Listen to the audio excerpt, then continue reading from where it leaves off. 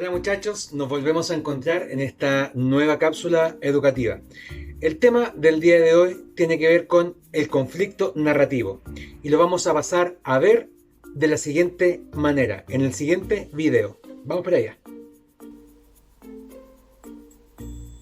Ya muchachos, a lo que nos hemos venido.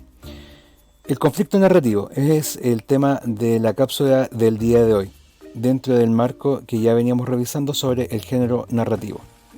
Ahora bien, ¿de dónde veníamos? Anteriormente nosotros habíamos estado revisando en qué consistía el marco espacial, compuesto por el espacio físico, psicológico y social, y el marco temporal de la narración.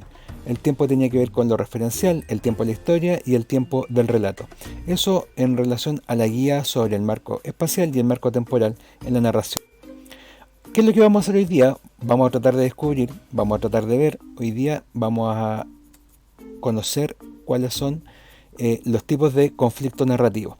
Y para eso vamos a comenzar por lo primero. El conflicto narrativo. ¿Con qué se relaciona? Significa problema, combate, disputa, dificultad, complicación o pugna. Desde ahí nosotros partimos para entender que hay algo que está en conflicto. O sea, el conflicto tiene que ver básicamente con un choque de algo, un choque de fuerzas generalmente. Eh, Eso es lo que va a permitir que se pueda desarrollar la historia, este choque de fuerza. ¿Cuál es su objetivo? ¿Para qué está puesto el conflicto ahí? Para romper el orden y la armonía de la historia, ¿ya? Para hacerla más atractiva y que tenga un sentido lógico también. Por ejemplo, aquí tenemos la disputa de lo que pasa entre los buenos y los malos, los que quieren hacer algo y los otros que se oponen a esto que se quiere realizar. En el caso directo y concreto del Señor de los Anillos, los buenos quieren tratar de liberar la Tierra Media del poder de los malos que quieren ser dominadores absolutos de todo ese sector, de todo ese lugar, de la Tierra Media, de todo ese mundo. Eso es lo que podríamos manifestar primeramente sobre esto.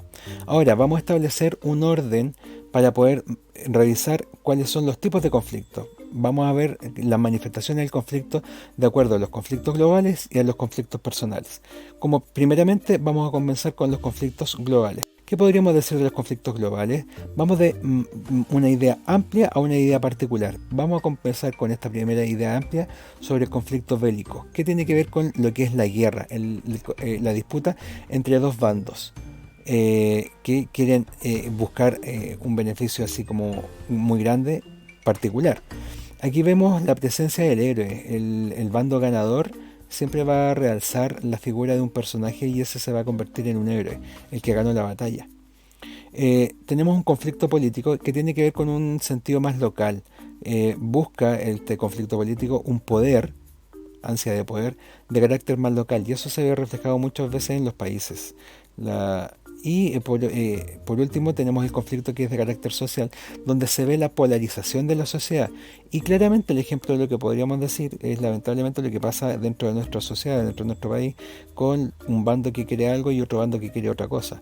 La polarización de la sociedad lleva a que las personas tomen bandos para poder desarrollarse, ¿ya? Y esto van a entrar en disputa y en conflicto.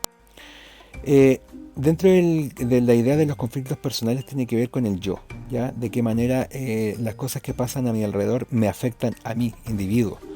Y aquí el primer tipo de conflicto podemos ver el conflicto interior que tiene que ver con el choque de fuerzas del yo.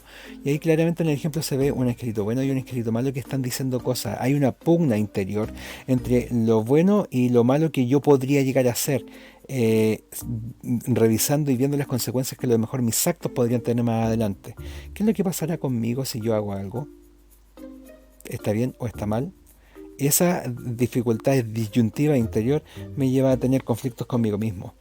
El conflicto amoroso muchas veces tiene que ver con el dolor por amor, una desilusión, un quiebre en la relación, el despecho.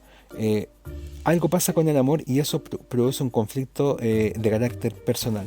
En un conflicto familiar tiene que ver con lo que pasa dentro al interior de una familia, con los integrantes de una familia, y eso obviamente se va a producir un quiebre en las relaciones y en la forma de llevar a la familia.